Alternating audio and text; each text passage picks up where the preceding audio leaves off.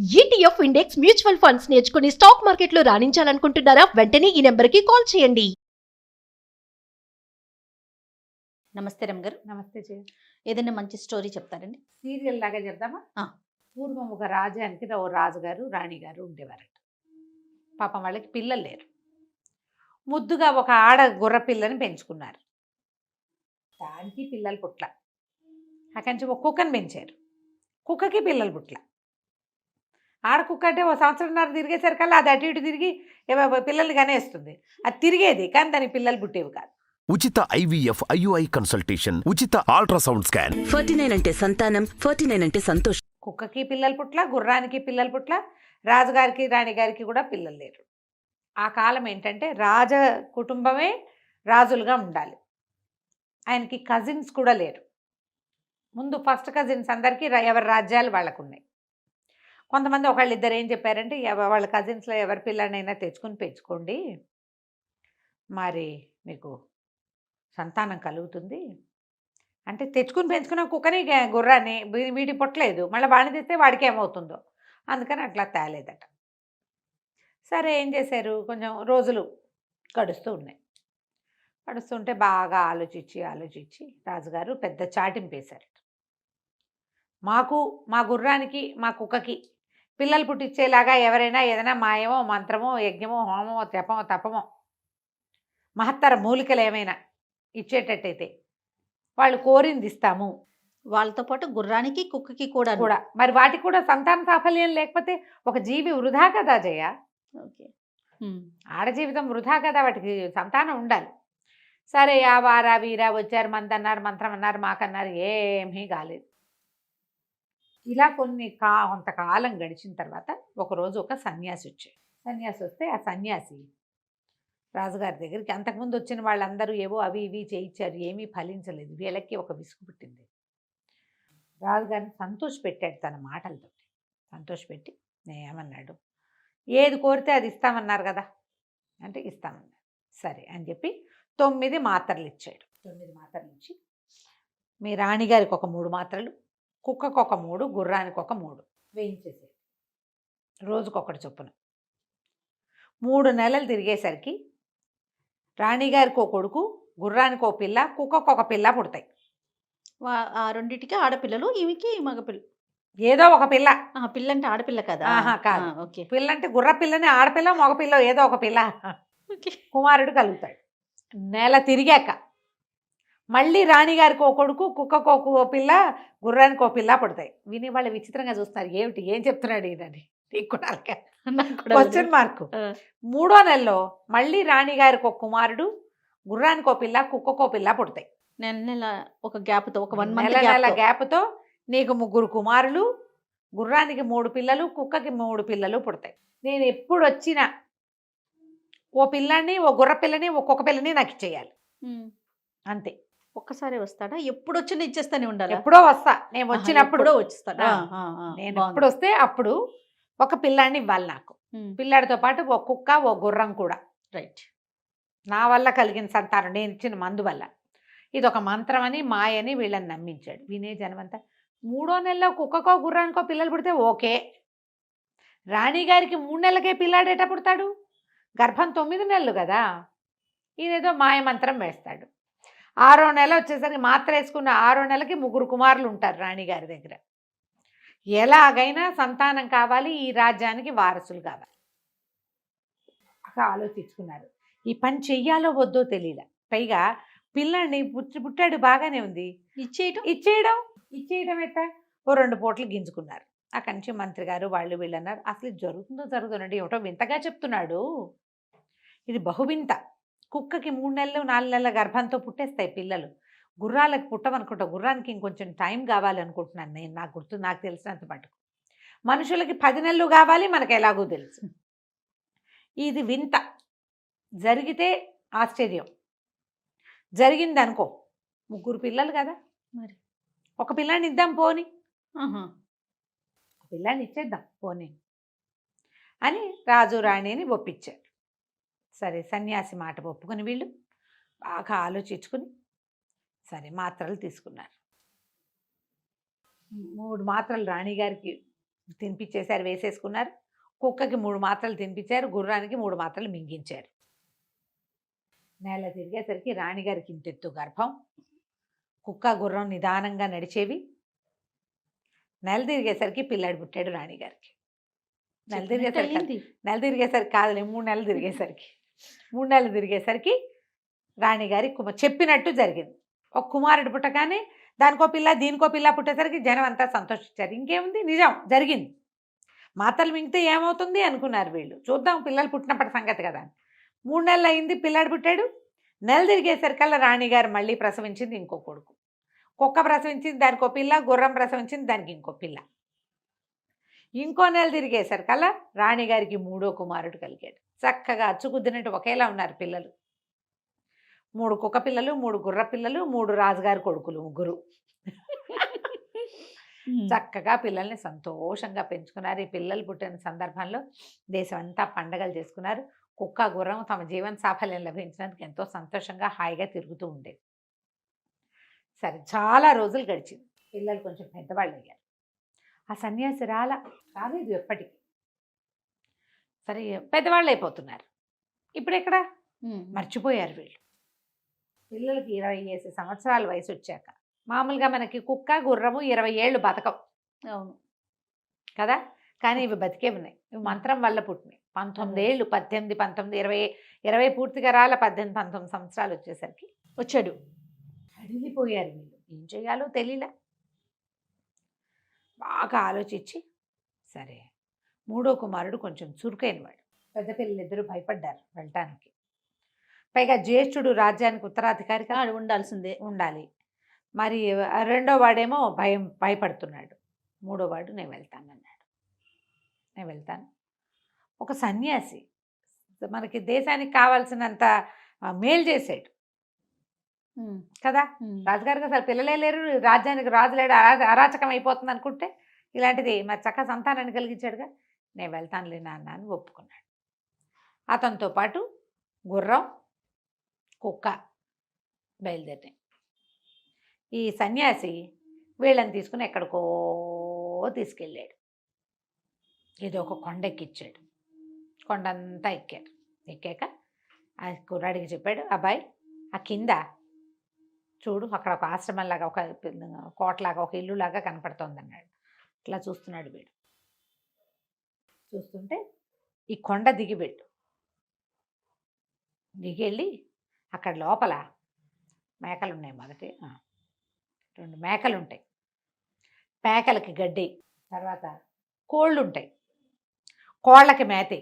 తలుపు తీయద్దు, బయటే కూర్చో నేను వచ్చేదాకా అని చెప్పాడు. మేకలకి గడ్డి, గడ్డి, కోళ్ళకి మేత వేయాలి. నేను వచ్చేదాకా అక్కడే ఉండు, నువ్వు తలుపు తీసుకుని మాత్రం లోపలికి వెళ్ళద్దు. ఇది అర్థం కాలే. ఇక్కడ దాకా వెంట పెట్టి తీసుకొచ్చిన వాడు ఇదంతా తీసుకెళ్ళకుండా, పైగా ఈయన సన్యాసి, ఈయనకి మేకలేమిటి కోళ్ళేమిటి, మేకలేమిటి కోళ్ళేమిటి, వింతగా ఉంది కదా. సరేనన్నాడు. సరేనని చూస్తూ ఉండగానే అతను అటు దిగెళ్ళిపోయాడు సన్యాసి. ఈ కుర్రాడికి అనిపించింది, నేను సన్యాసిని చూశాను, దిగెళ్తున్నవాడు సన్యాసి లాగా లేడు అనిపించింది. తెలియలా, కానీ ఏదో తేడా కొడుతుంది. ఆ కంచి వీడు దిగటం మొదలు పెడితే అమ్మ ఎంత కష్టమైందో ఆ దిగటం. ఎక్కేటప్పుడు బాగానే ఎక్కేశారు. పెద్ద ఏరడ్డం వచ్చింది. ఏం చెయ్యాలో తెలియలా. ఏరెట్టా దాటాలి. ఆ కంచి ఏం చేశాడు, గుర్రం మీద కూర్చుని కుక్కని ఎత్తుకుని కూర్చున్నాడు. గుర్రము కుక్కని వీడిని మోసుకుంటూ ఏరు దాటిచ్చింది. ఆ పెద్ద భవనం లాంటిది అది, కొంచెం పాతగా కనపడుతోంది. ఆ భవనం దగ్గరికి వెళ్ళాడు. సరే, దూరం నుంచి చూసేసరికి తెలిసింది. కుక్కని గుర్రాన్ని వెంబడి పెట్టుకుని వెళ్ళాడు. అక్కడ ఒక మేకలు కనపడుతున్నాయి 2. ఏం చేశాడు వీడు, అది చూస్తే గడ్డి మేటు కూడా అక్కడే ఉంది. ఏం చెప్పాడు, మేకలకు గడ్డి వేయాలి, కోళ్ళకి దాణా వేయాలి. ఆ గడ్డి మేటు తీసి ఇట్లా మేకల ముందు వేసేసరికి ఆ గడ్డి మేటు 3 తోడేళ్లుగా మారిపోయింది. అయ్యో, మారిపోయేసరికల్లా వీడి మీదకి వచ్చేసేదే. ఎప్పుడైతే వీడి పక్కన కుక్క ఉంది కదా, ఆ కుక్క కాస్త ఒక్క ఉదుటన, వేట కుక్క అది, ఒక్క ఉదుటన తోడేళ్ల మీదకి దూకింది. అవి తిరగబడేసరికి భయం వేస్తే దొరికిపోయేవాడు. కుర్రాడు భయపడితే దొరికేసేవాడు. కుక్క మీద పడేసరికల్లా వాళ్ళు ఆ తోడేళ్ళు 3, ఈమె 2 మేకలు 3 మేకలు ఉన్నాయి. అక్కడ మేకల్ని మెడకరుచుకుని అడవిలోకి పరిగెత్తేసింది. నిర్ఘాంతపోయాడు. గుర్రము బెదిరింది, కుక్క బెదిరింది, కానీ అది గై గై గై గైమని అరుస్తాయి కుక్కలు చాలాసేపటి దాకా. వీడికి అదురుచ్చేసింది పిల్లాడికి. ముందు సన్యాసి ఏం చెప్పాడు, నువ్వు తలుపు తీయకుండా ఉండాలి, తలుపు తీస్తే చచ్చారే మీ ముగ్గురు అన్నాడు. ఏదో జరుగుతుందని అర్థమవుతోంది వీడికి. అక్కడి నుంచి ఏం చేశాడు, కోళ్ళు కనపడుతున్నాయి. ఒక పక్కన ఇంత బుట్టలో దాణా పైన ధాన్యం కనిపిస్తుంది. ఆ ధాన్యం తీసాడు. ధాన్యం తీసి కోడి ముందు ఇట్లా చల్లేసరికల్లా ఆ ధాన్యం మొత్తం ఒక పెద్ద గండు పిల్లిగా మారిపోయింది. అది వీడిని చూసేసరికి జనరల్గానే కుక్కలు పిల్లుని చూసేసరికి ఒక తిక్కరైపోతుంది వాటికి. ఈ కుక్క కాస్త లంఘించి దూకింది ఆ పిల్లి మీదకి. దూకేసరికి ఆ పిల్లి ఏం చేసింది, ఇక అయ్యో దీన్ని వదిలిపెట్టేసి దాన్ని పట్టేసి దాన్ని కోళ్ళు ఒకటో రెండో మెడకరుచుకుని పరిగెత్తి పారిపోయింది. సరే గుర్రం వచ్చి వీడి దగ్గర కూర్చుంది. వాకిట్లో కూర్చుంటారు. గుర్రం వచ్చి ఒక పక్కన నుంచింది, కుక్క వచ్చి పక్కన కూర్చుంది. ఒక 10 నిమిషాలు 20 నిమిషాలు ఆలోచించాడు. ఈ రెండు ఎంతో విడ్డూరంగా ఉన్నాయి. సరే మనం కాపాడబడ్డాం. తోడేళ్ళు మనం ఎదుగు దూకలా, పిల్లి కూడా మెడ కొరికేసేలాగా నింటుంది పిల్లది. లోపలేముందో చూద్దామనిపించింది.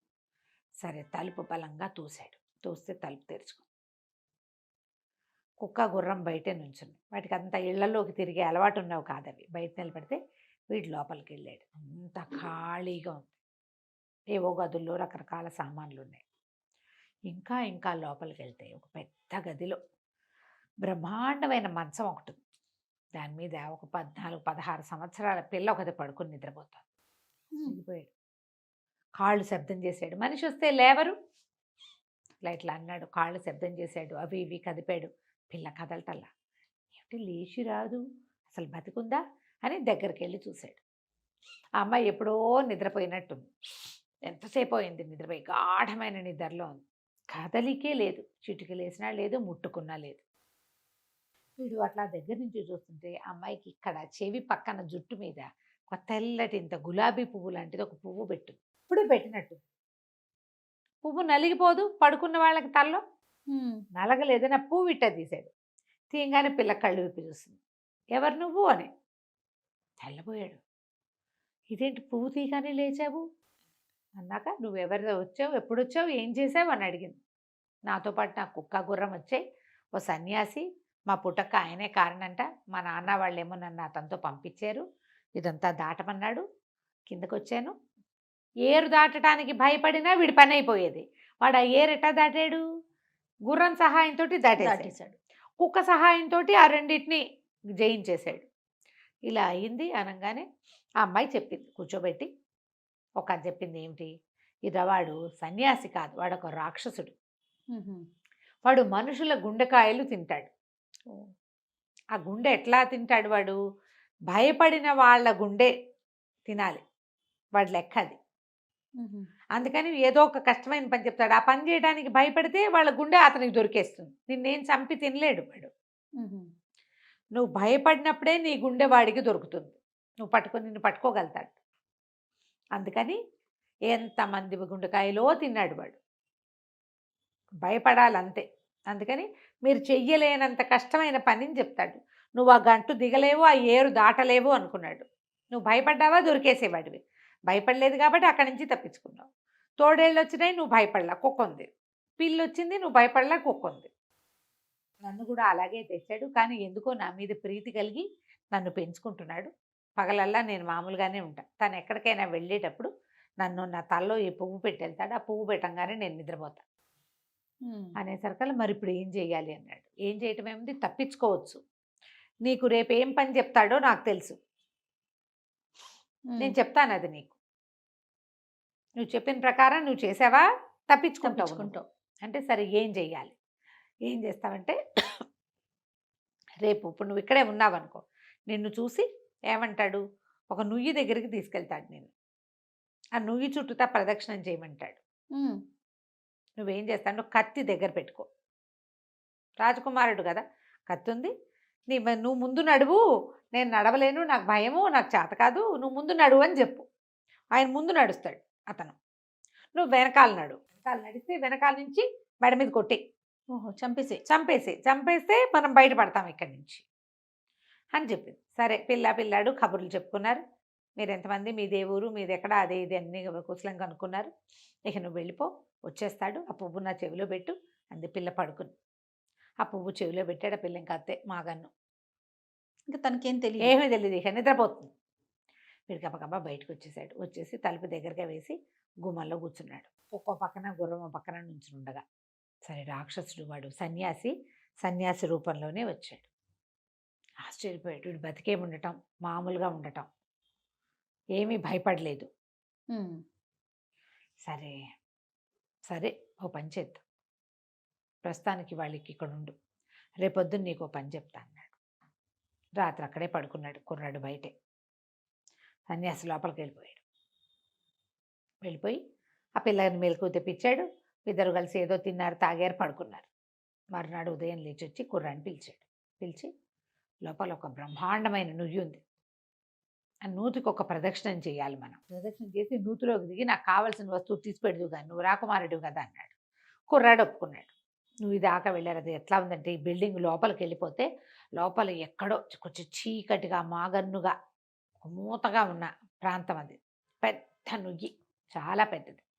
రాజకుమారుడు అన్నాడు, నేను ఎప్పుడూ ఇలాంటివి చేయలే, నాకు తెలియదు అసలు ఆ ప్రదక్షిణం ఏంటో అదేంటో, దీని చుట్టూతా దారి కూడా నాకు కనిపించట్లా, సరిగ్గా చీకటిగా ఉంది, నేను నడవలేను, నువ్వు నడిచి చూపించు, నీ వెనకాల నేను కూడా వస్తా, నా వల్ల కాదు అనేసరికల్లా ఇతను ఏం చేశాడు, రాక్షసుడు సరేనని నడవటం మొదలుపెట్టాడు. కుర్రాడు ఎంత స్పీడ్గా నడిచినా వాడిని పట్టుకోలేకపోయాడు. ఉమ్. అతను చాలా వేగంగా నడుస్తున్నాడు. అదేదో ఇంత బావి కాదు, బాగా ఒక 10-15 మీటర్ల కైవారం ఉంది. దాని చుట్టూతా 3 ప్రదక్షిణాలు చేస్తే చాలన్నాడు. 3 ప్రదక్షిణాల్లోనూ ఎక్కడా ఆ కుర్రాడు భయపడిన సూచనలే లేవు. ఉమ్. రాక్షసుడికి విసుగు పుట్టింది. ఇవాళకి నువ్వేం దిగక్కర్లేదు, బయటికి వెళ్ళి పడుకోమన్నాడు. ఉమ్. బయటికి వెళ్ళిపో అని చెప్పి, బయట నీకు తిండి దొరుకుతుంది, నువ్వు తిండి తినించి ఉండొచ్చు అని చెప్పి ఆహారం ఏదో పంపించాడు. వీడికి ఒక గుర్రమేమో చుట్టూతో అక్కడ ఇక్కడ తిరిగి గడ్డి మేసి వచ్చింది. తన అన్నంలోంచి కుక్కకు భాగం పెట్టాడు. అది అటుపోయి ఇటుపోయి ఉడతల్ని వాటిని వేటాడి వచ్చింది. ముగ్గురు వాకిట్లో కూర్చుంటారు. సరే రాత్రి రాక్షసుడు ఎక్కడికో వెళ్ళిపోయాడు. వీడేం చేశాడు, రాక్షసుడు బయటికి వెళ్ళిపోగానే బయటే ఉండమన్నాడు. వాడు లోపలికి వెళ్ళటం లేదని ఇతనికి నమ్మకం. కుర్రాడు చక్మని లోపలికి వెళ్ళిపోయాడు. ఆ చెవిలో పువ్వు పెట్టున్న అమ్మాయి దగ్గరికి వెళ్ళి ఆ చెవిలో పువ్వు తీసేయంగా నా పిల్ల లేచి కూర్చుంది. ఏమిటి రాక్షసుని చంపలేకపోయావనమ్మా, నేనేం చేయను, తనేమో చాలా ఎత్తు మనిషి, దానికి తోడేమో దొరకలేదు, నా చేతికందే దూరంలో లేడు, తన వెనకాల పరిగెడితే కనిపెట్టేస్తాడు, వెనక్కి తిరిగాడంటే నేను దొరికేస్తాను, మేడం నరకలేకపోయాను, ఇవాళ ఏం చెప్తాడు నాకు, రేపు ఏం చేయాల్సి వస్తుంది అని అంటే, అయితే ఒక పెద్ద సింహాసనాన్ని దగ్గరికి తీసుకెళ్తాడు, వేరే గదిలోకి తీసుకెళ్తాడు, వంగి దండం పెట్టమని చెప్తాడు. నేను ఎప్పుడూ ఇలాంటివి చేయలే, నువ్వు ఒకసారి పెట్టి చూపించమని చెప్పు, వాడు దండం పెట్టడానికి వంగినప్పుడు చంపేద్దు కానీ అని చెప్పింది. సరే కాసేపు కబుర్లు ఆడుకున్నారు ఇద్దరు. కొంచెం ఏదో అవి ఇవి తిని పిల్లాడు మళ్ళీ బయటికి వెళ్ళిపోయాడు. తెల్లారేసరికల్లా రాక్షసుడు మళ్ళీ వచ్చాడు. మళ్ళీ వచ్చి కుర్రాడు అన్నాడు, రా నీకు ఇంకో పని చెప్తాను అని చెప్పి లోపల తీసుకెళ్ళాడు. తీసుకెళ్తే ఒక పెద్ద మహల్లాగా హాలు, ఎదురుగుండా ఒక పెద్ద కుర్చీ, ఒక సింహాసనం లాంటిది. అక్కడ సాగిలు పడాలి వీడు. సాగిలు పడమంటే కుర్రాడు అన్నాడు, నేను రాజకుమారుణ్ణి కదా, నాకు ఎట్లా వస్తాయి అలాంటివి, నేను ఎప్పుడూ చెయ్యల, అసలు చూడలేదు కూడా, నాకు తెలీదు, వంగి దండం పెట్టడం అంటే ఏమిటో తెలియదు నాకు, అదేదో నువ్వు చేసి చూపించు, నువ్వు ఎట్లా చెప్తే అట్లా చేస్తా అనేసరికల్లా సరే వాడి ఉద్దేశం ఏంటి, వీడి ఇట్లా వంగమని కత్తి చూపించి భయపెడితే వాడు భయపడితే చాలు అనుకున్నాడు. సరే ఏం చేశాడు, మోకాళ్ళ మీద కూర్చున్నాడు. మోకాళ్ళ మీద కూర్చొని వంగి తల కిందకి పెట్టాడు. పెట్టంగానే కుర్రాడు గబుక్కున చటాలన కత్తి తీసాడు, ఆ మెడ కాస్త నరికేశాడు. నరికేసరికి తల విడిగా మొండెం విడిగా పడిపోయింది, రెండు విడివిడిగా పడిపోయింది. పడిపోగానే కుర్రాడు పరిగెత్తుకుంటూ వెనక్కి వచ్చాడు. ఈ అమ్మాయి పడుకున్న గది, ఈ హాలు ఎంత దూరమో, ఎంతో దూరం. పరిగెత్తుకుంటూ వచ్చి రాక్షసుని చంపేశాను అన్నాడు. అనగానే అమ్మాయింది, గులాబీ పువ్వు తీస్తే మెలకు వచ్చేస్తుంది కదా, చెవిలో పువ్వు తీసేసి చంపేశాను, పద వెళ్ళిపోదా అన్నాడు. రాజకుమార్తె అప్పుడే అయిపోయిందా నాయన, అంత వాడి ప్రాణం వేరే చోట ఉందని మొత్తం చెప్పింది. వేరే చోట ఉంది, వెళ్ళాలి, ఎలాగా, ఎట్లా వెళ్ళాలి, అదేదో చెప్పు, అదేదో అది కూడా చేద్దాం, ధైర్యంగా ఉన్నావా అంది. చాలా ధైర్యంగా ఉన్నా. వీడిని చంపేసా, తర్వాత ఈ పని చేద్దామన్నాడు. సరే, హాల్లో అయితే రాక్షసుడిని నువ్వు సంహరించావు, దానికి కుడి చేతి వైపు ఒక తలుపు కనపడుతుంది. ఆ తలుపు తీస్తే మెట్లు కనపడతాయి. ఆ మెట్లన్నీ దిగితే వరుసగా 9 గదులు కనపడతాయి. 9 గదుల తర్వాత ఇక గదులు రావు, గోడ వస్తుంది. గోడ తొలుగు అని కత్తిపిడితోటే గోడ మీద కొట్టాలి. గోడ తప్పుకుంటుంది. నువ్వు లోపలికి వెళ్తే అక్కడ ఒక పెద్ద మందిరం లాంటిది కనపడుతుంది. ఒక 10 సంవత్సరాల పిల్లాడు ఉంటాడు అక్కడ. వాడు ఒక గట్టు మీద కూర్చుని ఉంటాడు. వాడి చేతిలో ఇట్లా పట్టుకుని ఉంటాడు, ఒక పాత్ర ఉంటుంది వాడి చేతిలో. పిల్లాడిని చంపేసి ఆ పాత్ర పట్ట, ఒక్క బొట్టు కూడా కింద పడకూడదు. రాక్షసుడు చంపిన వాళ్ళ ప్రాణాలన్నీ ఆ బొట్ల రూపంలో అందులో ఉన్నాయి. ఒక్కొక్క డ్రాపు, ఒక్కొక్క ప్రాణం. అది పట్టుకొస్తే అప్పుడు మనం వీడిని చంపినట్టు మనం వెళ్ళిపోవచ్చు. అందుకే నా భయపడొద్దని చెప్పింది. భయపడకూడదు. 9 గదులు, ఎన్ని మెట్లో దిగాలి. అక్కడి నుంచి ఏం చేశాడు, సరే ఈ అమ్మాయిని ఇక్కడ వదిలిపెట్టి ఆ హాల్లోకి వెళ్ళాడు. భయపడలేవాడు. ఇప్పుడు ఇంత చేసాం, ఇంకోటి చేసేయాలని చూస్తే రాక్షసుడు గంటలోనేట బతికేది, పూట కాదుట. ఆ గంటలో ఈ పని అయిపోవాలి. ఓహో, ఒక గంట పరిగెత్తుకుంటూ వెళ్ళాడు. పెద్ద హాల్ అది. కుడివైపు దూరంగా ఒక తలుపు. పరుగులు పెడుతూ తలుపు దగ్గరికి వెళ్ళాడు. తలుపు తీస్తే మెట్లు, చీకటి, అగాధంగా ఉన్నాయి మెట్లు. ఎట్లా దిగాడో, పరుగులు పరుగులు పరుగులు పరుగుల మీద ఏ 200-300 మెట్లు ఉన్నాయో ఆ మెట్లన్నీ దిగితే ఒక గది కనపడింది. ఆ గది దాటాడు. రెండోది కనపడింది. రెండోది దాటాడు.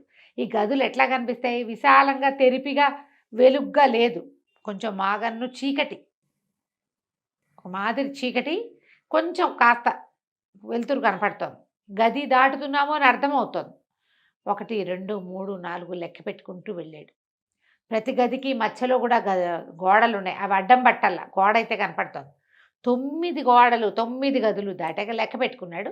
ఏం చేశాడు, ఒక పెద్ద గోడ కనిపించిన తర్వాత ఇంకేం లేవు. కత్తి తీసి పిడిపెట్టి కొట్టాడు దాని మీద. గోడ తెరుచుకో, తప్పుకో, దారి ఇవ్వమన్నాడు. ఆ గోడ ఇట్లా పక్కకి జరిగిపోయింది. అందులోకి వెళ్తే ఒక పెద్ద హాలు, చాలా పెద్దది. చివర ఒక చిన్న డయాస్ లాగా ఒక గట్టు కట్టింది. ఒక 10 ఏళ్ల పిల్లాడు ఇలా పెదిమలు సాగదీసి నవ్వు మొహం పెట్టుకుని చూస్తున్నాడు. బౌలు ఒకటి పుచ్చు కూర్చుని ఉన్నాడు. వీడికి అనిపించింది, చిన్నపిల్లాడిని చంపాలా, పిల్లాడిని చంపేసేస్తాం మనం. బాగా దిటవ్ చేసుకున్నాడు. దగ్గరికి వెళ్ళి కత్తి తీసి ఒక్కటే పోటు. పిల్లాడు చచ్చి పడిపోలా, ఇట్లా బిగుసిపోయాడు అంతే. వాడు కొయ్యి బారిపోయాడు. ఎలా ఉన్నవాడు అలాగే ఉండిపోయాడు. వీడు అలాగా కత్తి దీంట్లో పెట్టుకుని వరలో పెట్టి ఆ ద్రావకాన్ని ఇట్లా పట్టుకున్నాడు. వీడిని చంపేస్తే ఇక వాడు రాడు. ఇప్పుడు మనం భయపడక్కర్లా. ఇందాకేం చేశాడు, పరుగులు పెట్టుకుంటూ వచ్చాడు. ఇప్పుడు ఇది అటు ఇటు కదిపి పరిగెత్తాడంటే గోవిందా మొత్తం. దీన్ని పుచ్చుకుని మెల్లిగా ఒక్కో గది ఈ హాలే ఎంత ఉంది, 1 కిలోమీటర్ 1/2 కిలోమీటర్ ఉంది, ఇంత పెద్దది. ఇదంతా నడిచాడు. ఇప్పుడు ఎలా అంటే మనం ఒక ద్రవ పదార్థాలు పట్టుకుని నడిచేటప్పుడు రోడ్డు కేసు చూస్తే ఇది పడిపోతుంది, దీని కేసు చూస్తే దారి గడవదు ఎప్పటికీ. మెల్లిగా నడుచుకుంటూ వచ్చాడు. ఆ గోడ తప్పుకునే ఉంది, అదేమి సరే మామూలుగా అయిపోలే. ఆ గోడ దాటి 1, 2, 3 లెక్క పెట్టుకుంటూ 9 గదులు దాటాడు. మెట్లు వచ్చాయి. ఇందాక 300 మెట్లు దిగేశాడు. ఇప్పుడు ఎక్కాలి. ఇది పుచ్చుకొని ఒక్కో మెట్టు నిదానంగా దీని మీదే దృష్టి పెట్టుకుని చుక్క పడనివ్వకుండా తెమ్మంది. ఈ చుక్క మొత్తం పుచ్చుకెళ్ళాడు. ఎంత సమయం పట్టిందో. వచ్చేటప్పుడు గంటలో మొత్తం క్రియంతా చేసేది. ఇప్పుడు 3 గంటలు పట్టింది ఈ ప్రోగ్రామ్కి. సాయంకాలం అయిపోతుంది. అక్కడి నుంచి అమ్మాయి తొందరగా చీకటి పడితే మన ప్రయోజనం, చీకటి రాత్రి అయిందంటే ప్రయోజనం సిద్ధించదు అని చెప్పి ఇది ఆ ద్రావకాన్ని పుచ్చుకుని నువ్వు నాతో రా అని తీసుకెళ్ళింది. ఏ హాల్లో ఈ రాక్షసుడు చచ్చిపోయాడో దానికి పెడగా ఒక పెద్ద హాల్ ఉంది. అందులో 1000కి పైగా శవాలు ఉన్నాయి. ఈ రాక్షసుడు గుండెకాయలు తీసేసిన వాడు. అందులో పిల్లలు ఉన్నారు, ఆడవాళ్ళు ఉన్నారు, ముసలి వాళ్ళు ఉన్నారు, పల్లెటూరు వాళ్ళు, పట్నం వాళ్ళు, రాజకుమారులు, రాజులు, రాణులు, ఎంతమందో శవాలు అలా పడ. ఎవరికి గుండెలు పడున్నాయి. పెళ్ళి ఏం చేసింది, ఒక్కో వేలు ముంచి ఒక్కో బొట్టు ఒక్కొక్క శవం మీద వేసింది. ఒక్కొక్కళ్ళు పీనుగల్లాగా పడి ఉన్న వాళ్ళంతా లేవడం మొదలుపెట్టారు. వాళ్ళ జీవాలు వాడు ఆ గుండెకాయ తినేసి ఒక్క డ్రాపు అందులో వేసి పెట్టేవాడు అనమాట ద్రావకంలో. 1000కి పైగా. చీకటి పడే లోపల ఇద్దరు కలిసి ఒక్కో చుక్క వేసి శవాలన్నిటి మీద లేవదీశారు. అందరూ ఆశ్చర్యపోయారు, బతికే ఉన్నావా అని. అందులో ఒకడు కొన్ని వందల సంవత్సరాల క్రితం వచ్చిన వాళ్ళు కూడా ఉన్నారు. ఎప్పుడో 100 ఏళ్ళ నుంచి 100 ఏళ్ల క్రితం వాడు వాళ్ళ ఊరు పోయి ఏం చేస్తాడో తెలియదు. కానీ మాది ఫలానా ఊరు ఫలానా ప్రాంతం అని మాట్లాడుకున్నారు. అందరూ బోళ్ళని కృతజ్ఞతలు చెప్పారు. ఈ రాజకుమార్తెని 4 ఏళ్ల వయసులో తెచ్చాడు. దానికి ఇప్పుడు 16 ఏళ్ళు. వాళ్ళదే ఊరు అమ్మాయికి తెలుసు. అక్కడి నుంచి కొంతమంది సైనికులు కూడా ఉన్నారు ఆ ఊరి వాళ్ళు. వాళ్ళకి రాజకుమార్తె ఉందని కూడా తెలీదు. వీళ్ళ నాన్న రాజని తెలుసు. అంటే ఈ పిల్ల రాకముందే వాళ్ళు వచ్చారనమాట. అదే సరే, ఆ మొత్తం మీద ఎవరి ఊళ్ళకి వాళ్ళని బయలుదేరి తీశారు. మన రాజకుమారుడు మూడోవాడు ఈ యువరాణిని, ఒక రాజకుమార్తె కదా, గుర్రం ఎక్కించుకుని, గుర్రం ఉంది కదా వీళ్ళ దగ్గర, సరే కుక్క సహాయంతో ఆ నదులు వాగులు దాటుకుంటూ వాళ్ళ ఊరికి వాళ్ళ ఇంటికి తీసుకుపోయాడు. రాజు రాణి ఆశ్చర్యపోయారు, ప్రజలంతా ఆశ్చర్యపోయారు. మళ్ళీ వెనక్కి వచ్చారు వీళ్ళు. వెనక్కి వచ్చేసరికి సరే వాళ్ళు మొత్తం కనుక్కున్నారు. ఈ సన్యాసి తనకు ఒక గుండె కావాలి, ఆ గుండె కావడం కోసం ఎంతమందికో పిల్లలు పుట్టించాడు. ఓహో, రాక్షసమాయతోటి. కానీ వీళ్ళకి సంతానం అయితే సాఫల్యం కుదిరింది కదా. అదైతే నిజమే. అక్కడి నుంచి ఊరంతా పెద్ద పండగ చేసుకున్నారు. ఈ రాజుగారికి ఏ రాజుగారి కుమార్తె ఈమెను భావిస్తున్నారో అది బాగా దూరం. వాళ్ళకి ఉత్తరాలు పంపించారు, మీ అమ్మాయి బతికే ఉంది, మా అబ్బాయి తెచ్చాడు, మీరు వచ్చి చూడండి అని. వాళ్ళంతా మంది మార్బలంతో సహా వచ్చారు ఇక్కడికి. వచ్చి చాలా సంతోషించి, ఈ రాక్షసుడు సన్యాసే, అతని వల్లే రాజుగారికి కూడా సంతానం కలిగింది, అమ్మాయి కూడా ఆయన వల్ల పుట్టిందే, అతను ఇచ్చిన మందు వల్ల. అక్కడి నుంచి చాలా సంతోషించారు. తర్వాత ఏమన్నారు, ఇంత అద్భుతమైన క్రియ చేశాడు మీ వాడు, మా పిల్లని మీ అబ్బాయికి ఇచ్చి పెళ్లి చేస్తాం. మీ రాజ్యానికి మీకు పెద్ద పిల్లలు ఉన్నారు కదా, మా రాజ్యానికి ఇంకా మాకు పిల్లలు లేరు, ఈ అబ్బాయిని తీసుకుపోయి మా రాజుని చేసుకుంటాము అని చెప్పి రాజు రాణిని ఒప్పించి అంగరంగ వైభవంగా పెళ్లి చేశారు ఆ పిల్లలిద్దరికి. అప్పుడు తప్పించుకున్న ఆ 1000 మంది, ప్రాణాలు వచ్చిన 1000 మంది ఎంతో బాగా వీళ్ళని బతుకున్నంత కాలం సేవించారు. కథ కంచికి మనం ఇంటికి. భలే ఉంది రమ్మగారు. ఇప్పుడు లేటెస్ట్ మూవీస్ కొన్ని ట్విస్ట్లు ఉన్న సినిమాలు ఉంటాయి కదా, అట్లా అనిపించింది రమ్మగారు నాకు.